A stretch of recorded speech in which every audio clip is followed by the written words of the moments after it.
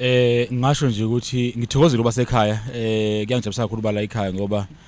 uma ngiqwashu isona iyona ndawo umuntu akhule kuyona isikole engiqala khona ukufunda nje ngiqala ukufunda uA E I O ngafunda kule sikole lesi so kumina kuyinto enkulu kakhulu kuba la namhlanje kodwa ngisho ke nje ukuthi ngokokhetho amaqembu ngicamisa campaign le sonke so kuthina sonke manje ukuthi simukele ama outcomes okhetho nanokuthi abantu bazoyikhumela abantu